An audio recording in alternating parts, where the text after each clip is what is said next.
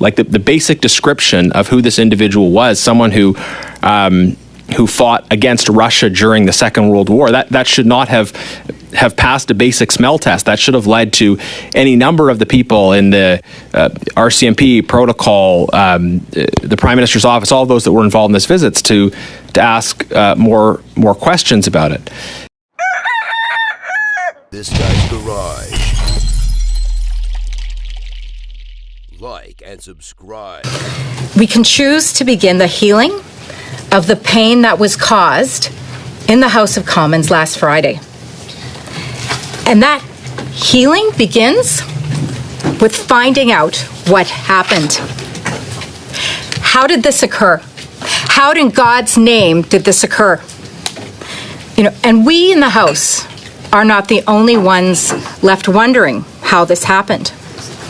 Our Jewish brothers and sisters are reeling as to the mere possibility of this event passing. And I have here a letter from the Friends of Simon Wiesenthal. The fact that a veteran who served in a Nazi military unit was invited to and given a standing ovation in Parliament is shocking. At a time of rising anti-Semitism and Holocaust distortion, it is incredibly disturbing to see Canada's Parliament rise to applaud an individual who was a member of the unit in the Waffen-SS, a Nazi military branch, responsible for the murder of Jews and others, and that was declared a criminal organization during the Nuremberg trials. There should be no confusion that this unit was responsible for the mass murder of innocent civilians with the level of brutality and malice that is unimaginable. An apology is owed to every Holocaust survivor and veteran of the Second World War who fought the Nazis, and I want committee members to listen to this part. And an explanation must be provided as to how this individual entered the hallowed halls of Canadian Parliament and received recognition from the Speaker of the House and a standing ovation. So our Jewish brothers and sisters are reeling at even the possibility of how this could happen. Those who fought alongside us are wondering if their sacrifices were for naught and the alliances were for naught. The world is wondering, how did this happen? And in the words of my speaker, Pierre Poilievre, Canada will have to wear this forever, forever. But we have an opportunity here today. We have an opportunity and we have an obligation. Mr. Chair, the horrible thing has happened and we can't change what happened. We can't even change it, even if we want to change it, but we can't change it. But we have an opportunity and an obligation that, by God, this never, ever happens again. Never, ever. And I encourage every single member of this committee to consider what it means to deny this opportunity to Canadians, to Holocaust survivors, and to the world to find out what happened. And I don't want to hear excuses. I don't want to hear that the speaker should be on the list, because guess what? We can add the speaker to the list. We can amend the list of agencies I put forward to add the speaker to the list. I have no problem at all. I would actually be very interested to hear from the former speaker as to what vetting processes he and his staff went through for this tragedy to occur. I'm hearing excuses like it should go through the House Procedures Committee. The House Procedures Committee is currently seized with foreign interference as a result of the House of Commons asking to look into it. They are seized with that right now. Government operations has the flexibility, has the ability to be nimble, to look at any issue when it is pressing immediately, to turn our resources, our energies, and our efforts to do that. And we should do so in this case. In this case, which has brought embarrassment not only to the nation, but to Canada, throughout the entire world. So I don't want to hear excuses. I'm asking everyone here today, we have an opportunity to begin to move forward, to start the healing, and we can make that choice. Every single one of us on this committee can make this choice today to start that healing process, Mr. Chair. So, Mr. Chair, with that, I'll read my motion into the record, please. Given the international embarrassment created by the Liberal government by allowing a former soldier of a Nazi military unit in World War II to attend and be recognized with an ovation during the President of Ukraine's special address to Parliament on Friday, September 22nd, and that proper vetting was neither done nor was completed, and this individual's military record was ignored, the committee dedicates 6 meetings holding hearing into this matter, and the committee hear from the following witnesses: the Department of Foreign Affairs, Trade and Development Diplomatic Protocol, Royal Canadian Mounted Police, Canadian Security Intelligence Service, Parliamentary Protective Service, the House of Commons Sergeant at Arms, the House of Commons International and Interparliamentary Affairs, the Privy Council Office, and the Prime Minister's Office. So, Mr. Chair, I will leave my motion there. The world is watching. We have the opportunity today, every single one of us on this committee, to make the choice to start the healing process and find out exactly, precisely what happened so that it never, ever happens again. This individual should never have been invited into the House and should not have been honored in the way that he was honored. Despite what my colleague says, however, it's not an excuse to say House procedure has to validate House procedure. Of course, the House has to examine its own way of working and its own protocols. When it comes to our committee, we have to look at our schedule. We have 7 or 8 studies that are still unfinished, and I don't believe we should set those aside. Now, my suggestion, and we can discuss this, I would suggest that we set aside the debate and perhaps ask the chair to send a letter to PROC to study this motion. Now, it's not up to me to say no and to sweep it aside. I think it should be studied, but it should be studied in the right committee, at the right committee, rather. So I'm not sure if it's the translation. The clerk is asking, are you moving a motion to adjourn this motion? To adjourn this motion? Mm-hmm. Okay. She was speaking, and if she had while she had the floor said she moved it, but she didn't say while she had the floor that she moved it, and she can get the floor again and move it at that point. But I have the floor first. No, I was asking. I understood what Ms. Magnola said. The clerk looked over to me to ask if we were adjourning it. I asked to clarify because of the translation, and so I'm asking if it was a motion to adjourn this debate. Just point of order, Chair. I think the member, I was listening to the translation as well. I think what the member said was that we should send a letter to PROC, which would be a different, different substantive motion, again, a member, if the member has the floor, has a right to move a motion to adjourn debate. But if a member says that we should send a letter and then cedes the floor, I would very much like to speak to this motion, and someone can get on the list after me and move adjournment to debate. But I do think we should have an opportunity to have some discussion of this. But in any event, I don't think the member moved the motion while she had the floor. She said we should send a letter, which is a different matter. Okay. That's on a point of order. Ms. Vignola, quickly, then I will discuss this. Alors, j'ai proposé, je vais redire les mêmes mots. J'ai proposé. I will repeat what I said. I propose that we adjourn this debate to think about asking the chair to send a letter to send the motion to PROC. So I moved that we adjourn the debate. First and foremost, I am moving a motion to adjourn the debate. Just on the point of order, Chair, the member had to say it while she had the floor, and I don't think she has the floor anymore. Yeah, just the way it was said, and I understand the intent, and normally we would just vote on the intent because of the way the committee has operated. the condition, putting condition on it brings up for debate. Why don't we hear from Mr. Genuis, then we can go back to Mrs. McNola and she can clarify what you want. Unless, Mr. Johns, you wanted to chime in as well after Mr.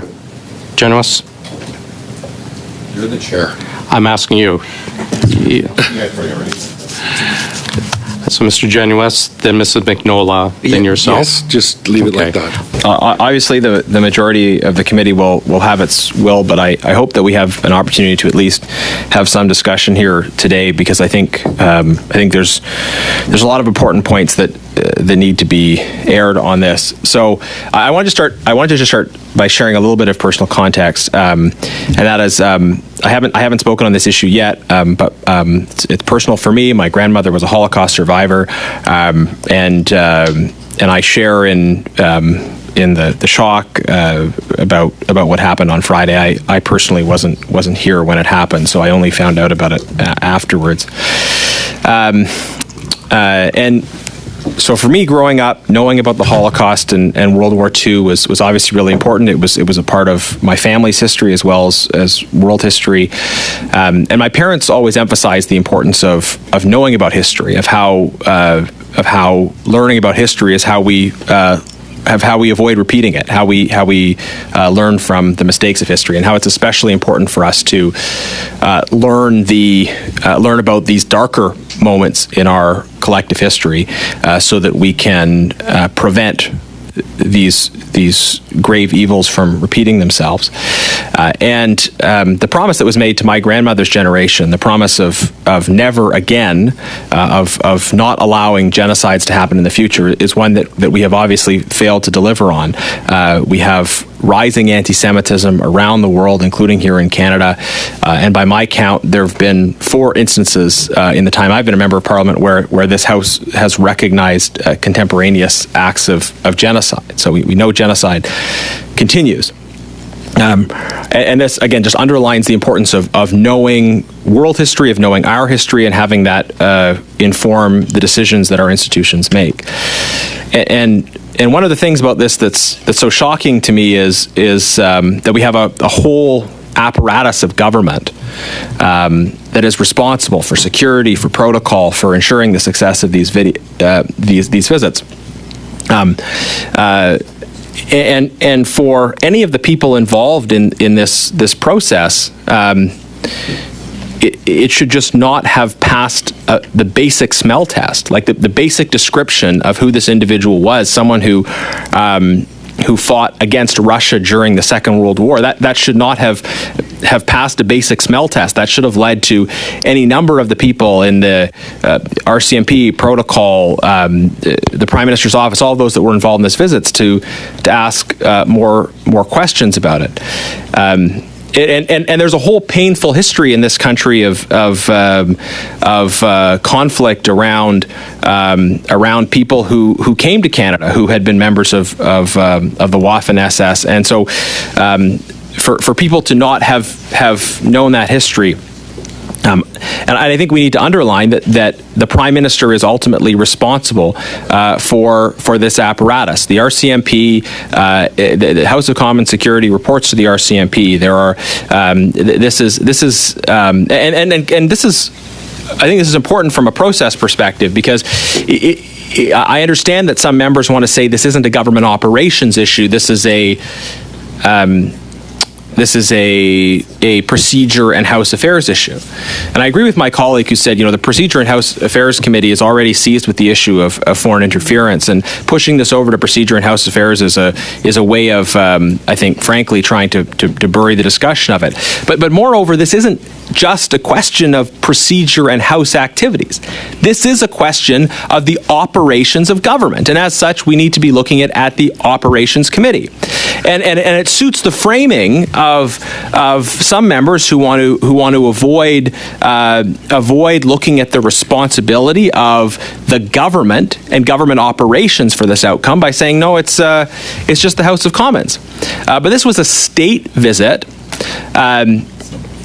the House of Commons is used for these kinds of addresses, but formally speaking, the House of Commons isn't sitting. We have people on the floor that are not members of Parliament. We understand this, that formally speaking, the House doesn't sit. We have a foreign leader addressing the House within the House of Commons. But this very much, I think, raises important questions of government operations. How did this happen from a government operations perspective?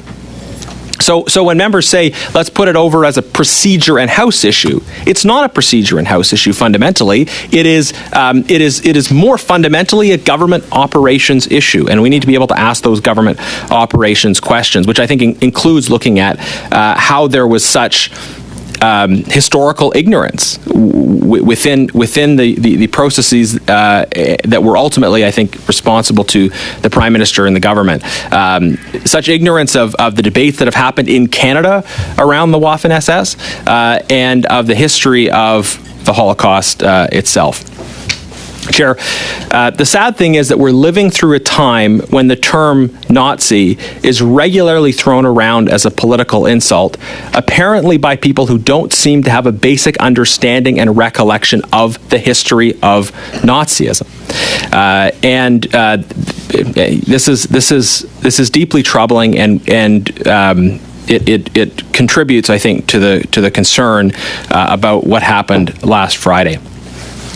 I wanted to put on the record as well, it's important to underline what we're talking about in terms of the Waffen-SS. Some articles have referred to the person who was in the House as being someone who fought for or fought alongside Nazi Germany, and this grossly understates the full picture. The SS was the paramilitary unit of the Nazi Party, personally loyal to Hitler. The SS was not just a unit within the German army. It was a paramilitary organization of the Nazi Party, personally loyal to Hitler. It was deployed in all kinds of the most horrific, unimaginable atrocities. And it was used as a personal vehicle for exercising power. It was there in part so that if there was agitation against the regime from within the army, that the SS could be deployed that was personally loyal to the Nazi Party and to Hitler. This is of course historically important because we knew as a result of the Valkyrie plot that there was agitation within the German military. The SS was deeply evil and was responsible for some of the most horrific atrocities in human history. And this is the case of an individual who voluntarily enlisted with the SS in 1943. Again, chose to enlist with the SS in 1943. And my colleague referenced the Nuremberg trials, and I just want to share a number of quotes from the Nuremberg trials to understand what we're talking about here. It is impossible to single out any portion of the SS which was not involved in these criminal activities. The tribunal finds that knowledge of these criminal activities was sufficiently general to justify declaring that the SS was a criminal organization to the extent hereinafter described.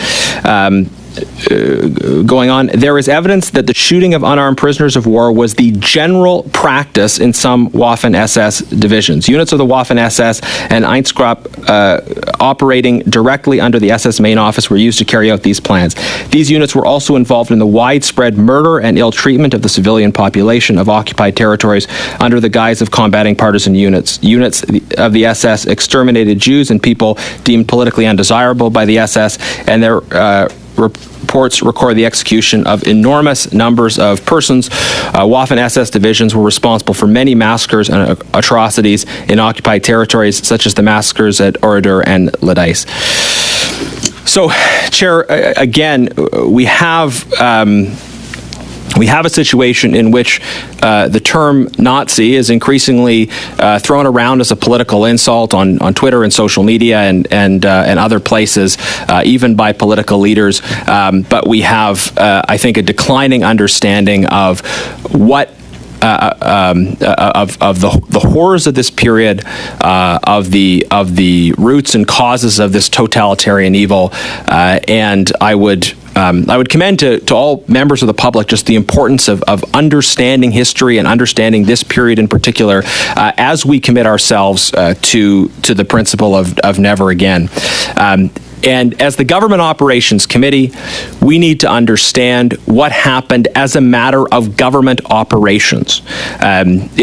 If members want to make the case that the Prime Minister is not responsible or that that government operations are not associated with what happened, then they can make that case.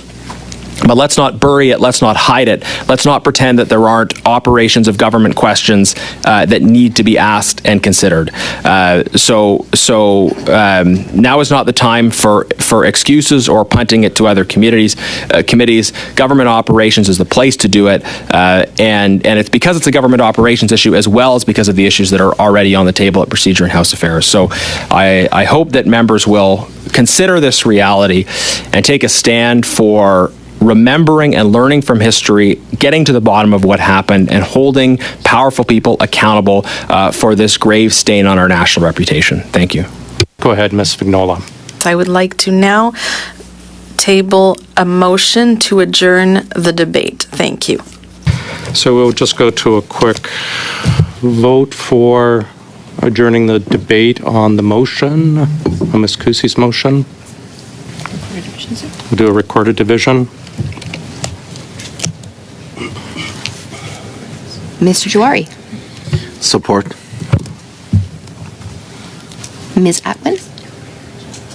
In favor? Mr. Baines. In favor. Thank you, sir. Mr. Kuzmierczyk. Support. Mr. Souza. In favor. Ms. Block. No. Mr. Jennis. No. Ms. Kuzi. Opposed. Madame Vignola. Or. Mr. Johns. Yes. Thank you, sir. Thank you for your patience, colleagues. So that motion is adjourned. Sorry, 2 seconds. Mr. Janice, did you have your hand up? No. Okay. I just said shame. Okay, that's fair.